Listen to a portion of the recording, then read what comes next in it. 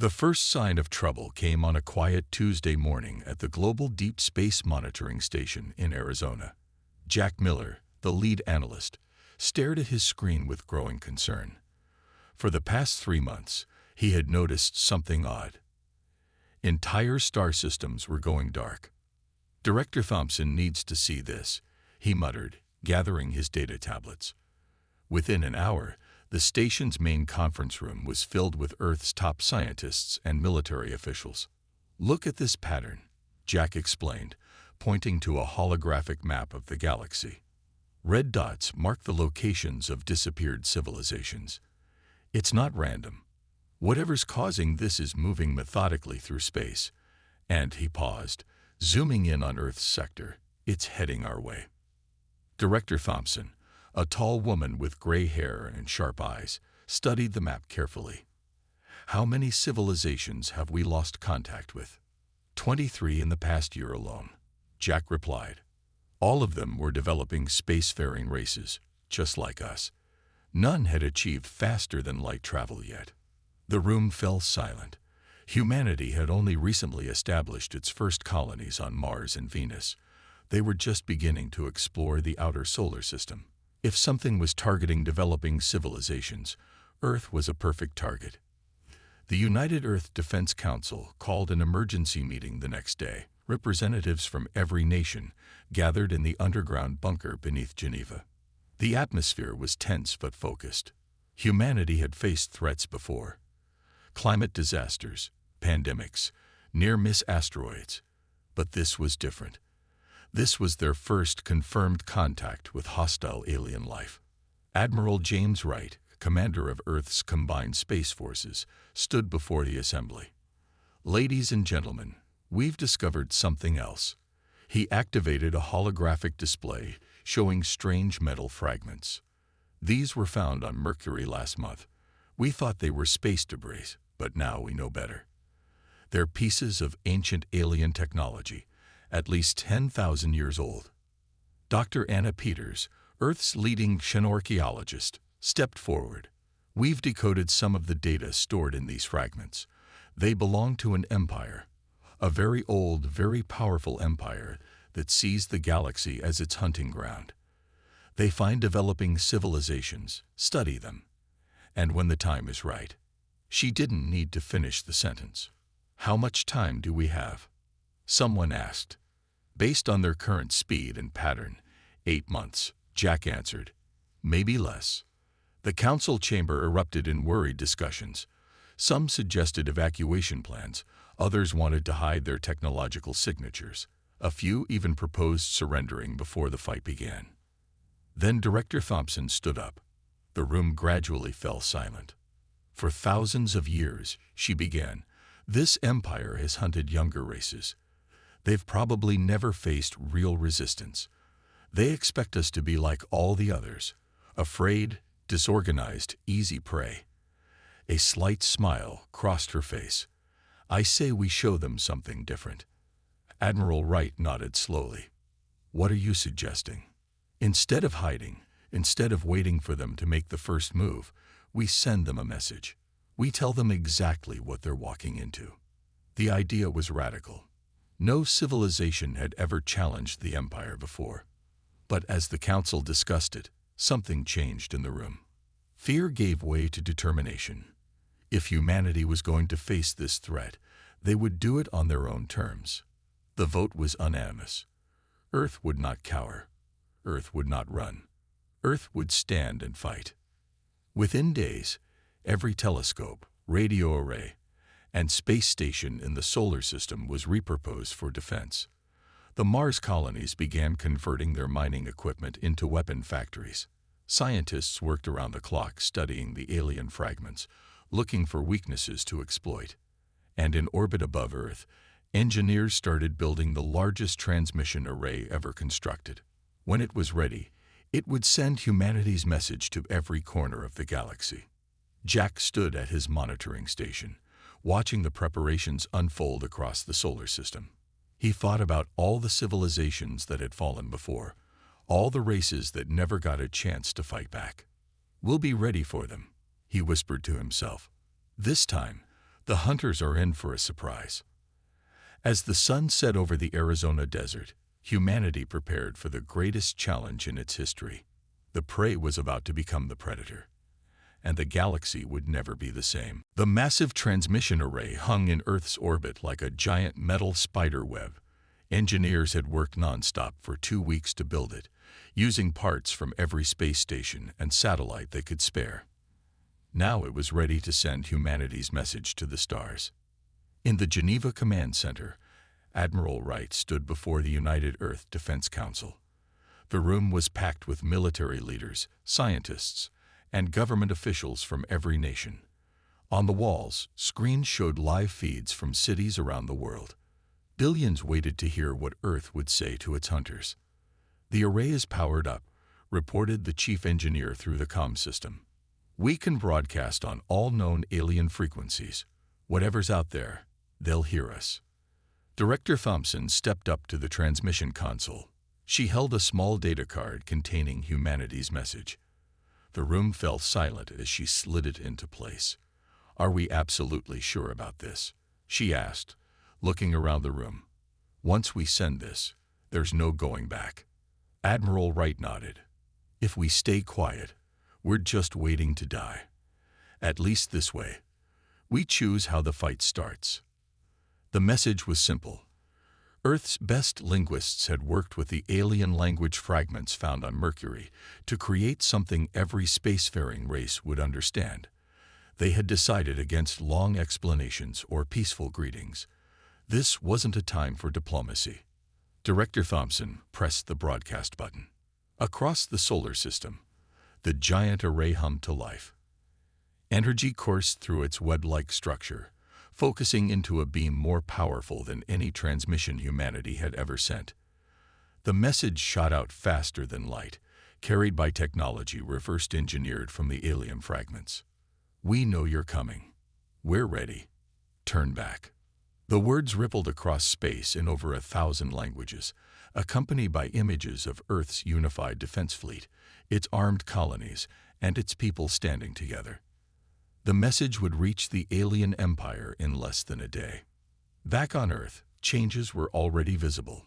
In orbit, construction ships worked to build defensive platforms. The moon's dark side bristled with new radar stations and weapon systems. Mars, once home to peaceful research stations, now housed the largest military base humanity had ever built. Jack Miller watched from his monitoring station as the message beamed out into space. "Do you think they'll respond?" he asked Dr. Peters, who stood nearby studying data readings. "They've never had to before," she replied. "For thousands of years, they've been the galaxy's apex predator. No one has ever challenged them." 3 days passed. The solar system held its breath. Then, on the 4th morning, every communication screen in the system lit up with a response. The alien empire had broken its silence. Their message came as a series of images, recordings of their previous conquests. Worlds burning, civilizations falling, entire species being wiped out or enslaved. Each clip was tagged with a date and location, showing centuries of unopposed victories. The final image showed Earth, with a simple message below: "You will be the same." In the Geneva Command Center, nobody spoke for several long moments. The Empire's message was clear. They had never failed, never lost, never shown mercy. Then someone started laughing. It was one of the younger military officers, Lieutenant Rogers. "They don't get it, do they?" he said, shaking his head. "They think those videos would scare us. They don't understand what humans do when backed into a corner." Director Thompson smiled. She walked to the transmission console again and typed out Earth's response herself.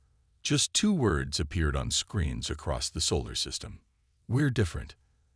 As the second message beamed out into space, activity across the solar system increased.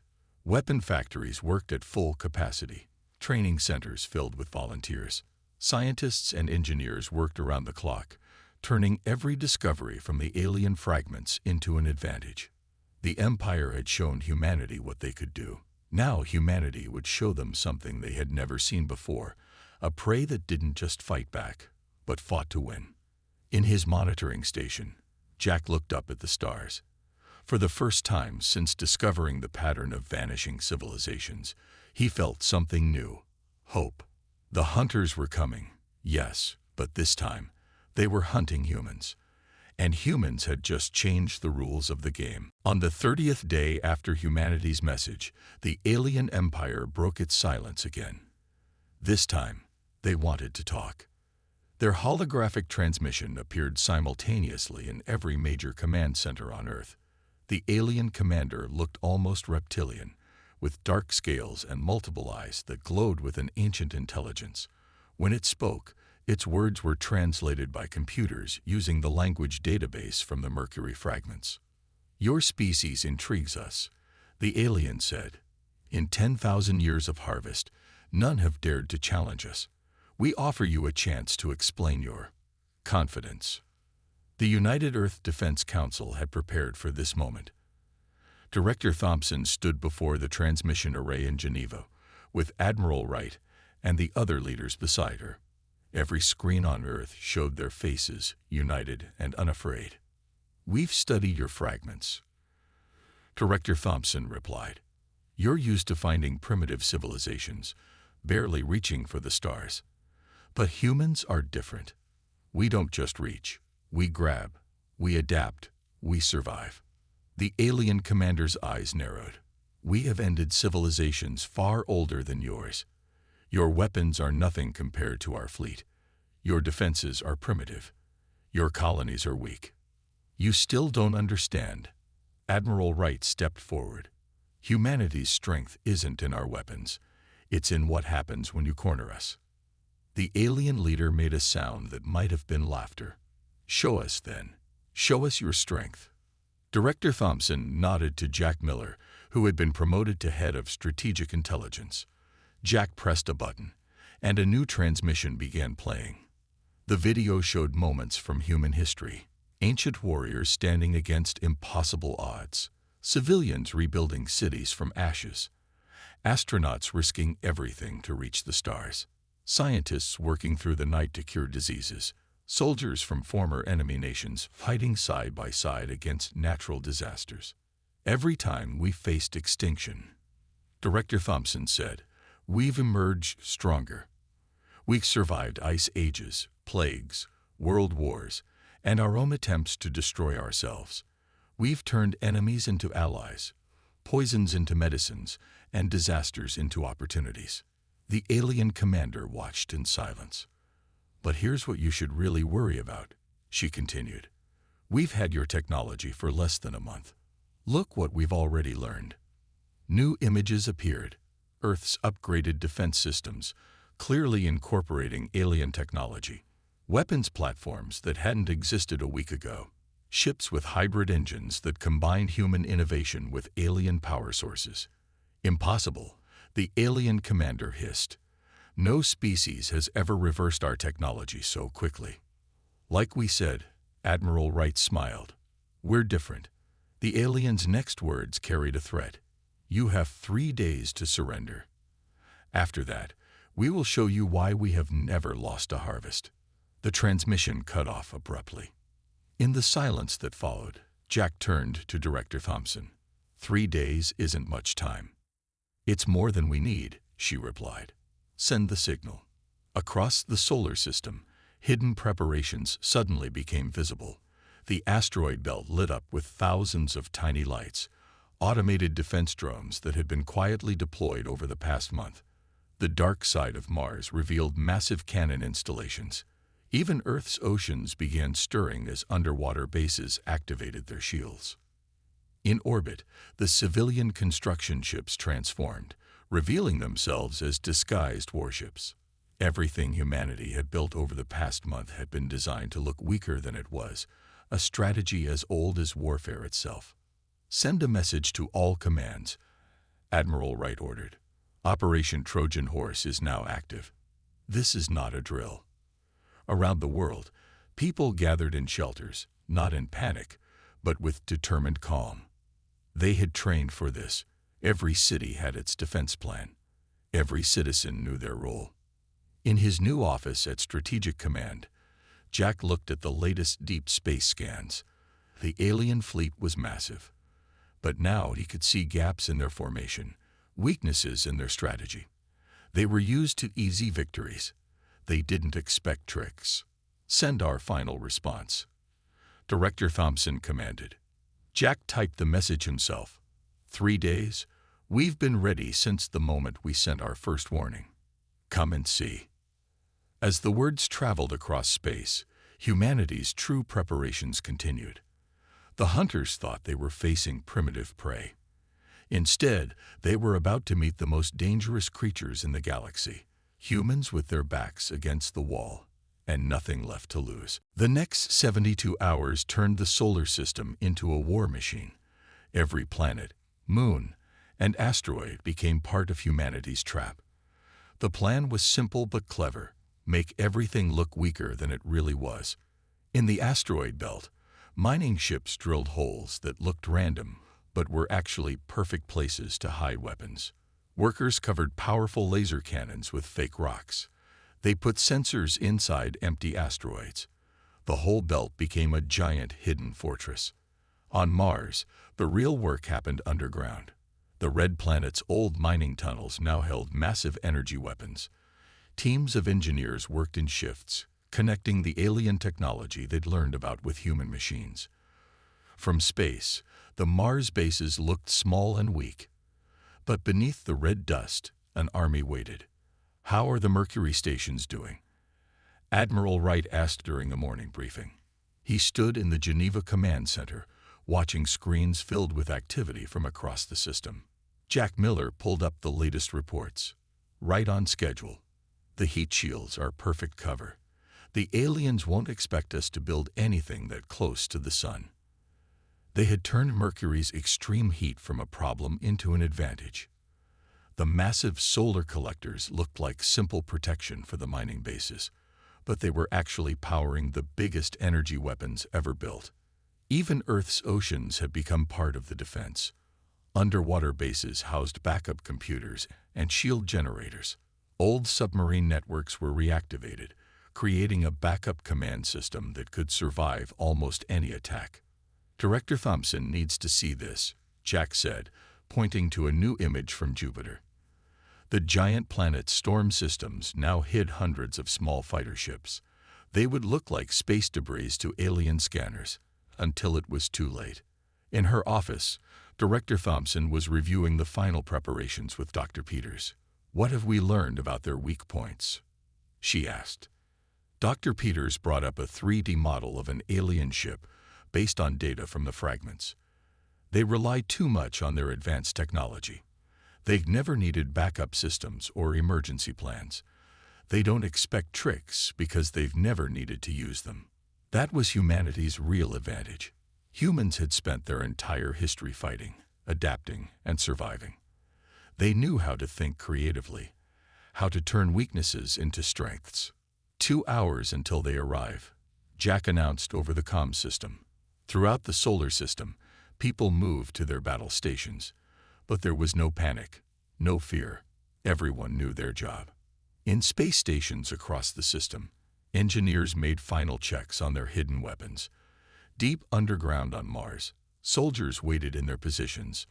In the asteroid belt, automated systems came fully online, ready to turn the floating rocks into a deadly maze. "Send the final status check," Admiral Wright ordered. One by one, every station reported in. Mercury Defense Array, ready. Venus Cloud Stations, ready. Earth Orbital Platforms, ready. Lunar Base, ready. Mars Underground Command, ready. Asteroid Belt Defense Grid, ready. Jupiter Strike Force, ready. Saturn Ring Missiles, ready. From the outside, the solar system looked barely defended. A few visible weapons, some basic shields, nothing that would worry an advanced alien fleet. That was exactly what they wanted the Empire to think. "One last thing," Director Thompson said. She pressed a button, and a message went out to every human in the system. "Remember, we're not just fighting for Earth. We're fighting for every civilization. These hunters have destroyed. We're fighting to show the galaxy that the Empire can be beaten." Jack looked at the deep space scans. The alien fleet was almost here. Thousands of ships, each one bigger than anything humans had ever built. They were probably expecting an easy victory, like all their other harvests. "All stations, maintain silence," Admiral Wright ordered. "Let them think we're afraid. Let them think we're weak. Let them come to us." The solar system fell quiet, waiting. In bases and bunkers, on ships and stations, humans checked their weapons one last time. The hunters were about to learn why cornering humans was a very, very bad idea. The trap was set. Now it was time to spring it. The alien fleet appeared at the edge of the solar system exactly when predicted. Their ships emerged from hyperspace in perfect formation. Thousands of massive warships that blocked out the stars behind them. Each vessel was the size of a small city, covered in weapons that could destroy entire planets. In the Geneva Command Center, Jack Miller watched the readings on his screen. "They're moving slower than expected," he reported. "They're being careful." "Good." Admiral Wright nodded. "They learned something from our messages after all." The alien ships moved past Pluto, their scanners sweeping the space ahead of them. They were looking for traps, but not in the right places. Their technology was so advanced that they never thought to look for simple things like painted rocks or hidden transmitters. Director Thompson stood at the main view screen, watching the fleet's approach. "All stations maintain radio silence," she ordered. "Let them make the first move." The enemy fleet split into 3 groups. The largest group headed straight for Earth. The second moved toward Mars, while the third spread out to cover the asteroid belt. It was exactly what humanity had hoped they would do. "They're following basic conquest protocols," Dr. Peters said, studying their formation. "Just like the data fragments showed us. They never changed their tactics because they've never needed to." The main alien command ship moved ahead of the others. It was enormous, nearly the size of Earth's moon. Its weapons could probably destroy Earth with a single shot. But that wasn't what made it dangerous. The real threat was what humans couldn't see: its ability to shut down any technology less advanced than its own. At least, that's what the aliens thought. The command ship broadcast its message across the solar system. The alien commander appeared on every screen, his scaled face showing what might have been amusement. "Your time is up," he announced. "We see your defenses. We count your ships. You have 10 minutes to surrender, or we will demonstrate what real power looks like." In Geneva, Admiral Wright looked at Director Thompson. She nodded. "Send them our response," she ordered. Jack typed out the message. "Come closer. We want you to see everything clearly." The alien commander made that laughing sound again. His fleet moved forward, past Neptune's orbit. Their sensors would be telling them exactly what humanity wanted them to see: a handful of orbital platforms, some primitive weapons, and a lot of empty space. 5 minutes to surrender, the alien commander announced. In hidden bases across the solar system, humans waited silently. The Jupiter Strike Force powered up their engines. The Mars underground bases activated their targeting systems. The asteroid belt's automated defenses tracked every enemy ship. 2 minutes. Director Thompson opened a private channel to all human forces. "Remember your training. Remember why we fight. And remember, they've never faced humans before." 1 minute. Jack looked at his real sensor readings, the ones showing everything the aliens couldn't see. Every piece was in place. Every trap was ready. They just needed the enemy to move a little closer. "Your time is up," the alien commander declared. "You had your chance for mercy. Now we will show you why every civilization before you chose to surrender." The massive command ship moved forward, its weapon ports opening. Behind it, thousands of warships prepared to attack. They had no doubt about their victory. Why should they? They had won every battle for 10,000 years. That's when Director Thompson smiled. "You know what your biggest mistake was?" she asked the alien commander. You told us exactly how much time we had to prepare. And humans, we're very, very good at preparing surprises." She nodded to Admiral Wright, who pressed a single button on his console. Across the solar system, humanity's real defenses began to power up. The trap was about to be sprung, and the galaxy's greatest hunters were about to learn a very important lesson. Never corner something if you don't know what it's capable of. Now, Director Thompson's command echoed across all human channels. In that instant, the solar system erupted into action. The asteroid belt came alive first. What looked like ordinary rocks suddenly split open, revealing thousands of hidden weapon platforms. The alien fleet's rear guard found themselves caught in a massive crossfire. Their advanced shields flickered against weapons they'd never encountered before, human ingenuity combined with their own stolen technology. "Mercury stations, execute Program Sunfire," Admiral Wright ordered. The small bases near Mercury transformed. Their heat shields turned out to be massive solar collectors, now fully charged after days of gathering the sun's energy. They fired as one, sending blinding beams of concentrated sunlight into the alien fleet's left flank. Even their advanced shields couldn't handle the raw power of a star turned into a weapon. The alien commander's voice boomed across space. "Impossible. Your technology is primitive." "No," Jack replied over the comm. "We just wanted you to think it was." That's when the Mars operation began. The ground of the red planet split open as hidden bases revealed themselves. But these weren't just weapon platforms. They were launch bays.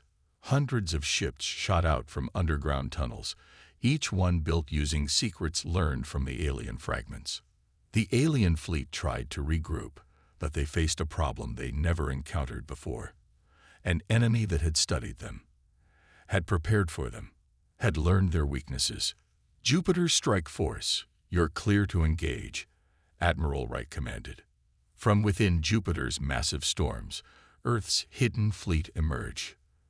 They were smaller than the alien ships, but far more nimble. They darted between the massive enemy vessels, targeting weak points that Dr. Peters and her team had identified from the fragments.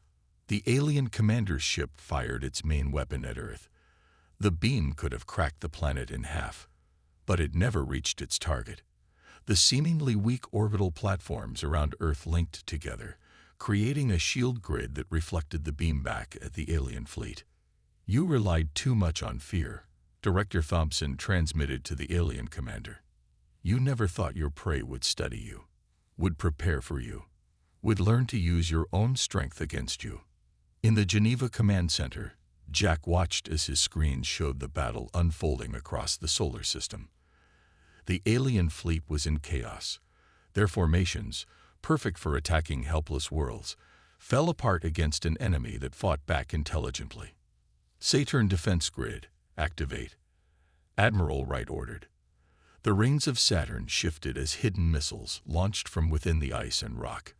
They weren't powerful enough to destroy the alien ships, but they didn't need to be.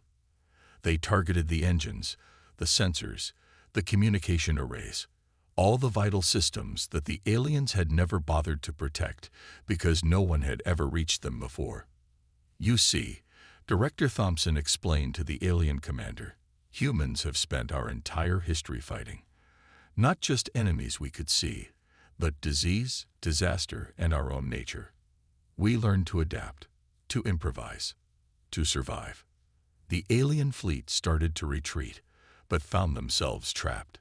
The asteroids they'd ignored had shifted position, creating a maze that only Earth's ships knew how to navigate. The human vessels darted through the chaos like fish in familiar waters, while the massive alien ships struggled to maneuver. "All units, execute final phase," Admiral Wright commanded. Every human weapon opened fire at once. The combined effect was devastating. Alien ships fell back in disarray, their perfect formation shattered, their confidence broken. For the first time in 10,000 years, the hunters knew what it felt like to be hunted. The alien commander's voice came through once more, but this time without its usual arrogance. "What are you?" Director Thompson's answer was calm but firm. "We're human, We're what happens when you corner a species that never learned to give up. And now, we're your worst nightmare, prey that learned to fight back. The battle wasn't over, but its outcome was clear. Humanity had done the impossible. They had taken the galaxy's greatest predator and taught it the meaning of fear. 1 month after the battle, Earth's deep space monitors detected something new. Messages were spreading across the galaxy, passed from civilization to civilization. They all said the same thing. The Empire has been beaten. Humanity showed us how to fight back. In the Geneva Command Center, now rebuilt after the battle, Jack Miller showed the latest reports to Director Thompson. "It's happening everywhere," he said. "Every world the Empire tried to harvest is rising up. They're using our tactics, our strategies. Some are even copying our weapons." Director Thompson smiled as she looked at the star map. Where there had once been dots marking destroyed civilizations, now there were lights showing free worlds. The galaxy was waking up. "How are the repairs going?" she asked Admiral Wright, who had just returned from inspecting the solar system's defenses. "Better than expected," he replied. "We lost about 30% of our fleet, but we've learned how to build better ships now. The Mercury stations are almost back online, and Mars." He grinned. "Mars is becoming the biggest military base in human history." The alien fragments that had warned them about the Empire were now displayed in a museum on Earth. Next to them stood pieces of destroyed alien ships, proof that the unbeatable Empire could, in fact, be beaten. Dr. Peters entered the command center with new data. "We've decoded more of their technology," she announced. "They're faster than light drives, their energy weapons, their shield systems. We understand them all now. But more importantly, we understand why they failed. They got too comfortable being the predator," Jack said. "They forgot what it's like to be prey." "Exactly," Dr. Peters nodded. "Every piece of their technology was designed to attack. They never thought about defense because they never needed it. Until they met us." On screens around the room, reports came in from across the galaxy. The Empire's fleet had retreated to their core systems. For the first time in 10,000 years, they were the ones hiding. The hunters had become the hunted. But humanity wasn't satisfied with just defending their home. They had a new mission now. "The refugee ships are ready," Admiral Wright reported. "We're sending engineers and military advisors to help other civilizations defend themselves. Half the worlds that contact us want to learn how to fight back. The other half want to join our alliance." Director Thompson stood at the main window, looking out at the rebuilt orbital platforms that had helped save Earth. "Send them what they need," she ordered. The Empire thought they could prey on developing civilizations forever. Let's show them how wrong they were. In orbit above Earth, shipyards worked day and night. But they weren't just building warships anymore. They were building training vessels, humanitarian ships, and diplomatic crafts. Earth had become a beacon of hope for species that had lived in fear for millennia. Jack's console lit up with a new message. "Director, you need to see this," he called out. The message was from the alien commander they had fought. It was short but clear. "We have ruled the galaxy through fear for 10,000 years. You ruled it through hope in just 1 month. Perhaps we have something to learn from humans after all." Director Thompson thought for a moment before composing her reply. "Come in peace, and we'll show you a better way to live among the stars. Come in war, and we'll show you why that's a bad idea. The choice is yours." As her message was sent across the galaxy, she turned to her team. "Humanity's greatest strength was never our weapons or our technology," she said. "It was our ability to adapt, to help others, to face impossible odds and still find a way forward. The Empire taught the galaxy to fear. We'll teach it to hope." From the depths of space, more messages kept arriving. More civilizations asking for help. More worlds ready to stand up against their ancient oppressors. And Earth answered them all, because humans remembered what it was like to be the underdog, to face a superior enemy, and refuse to give up. The galaxy had changed forever. The age of the Empire was over. The age of humanity had begun.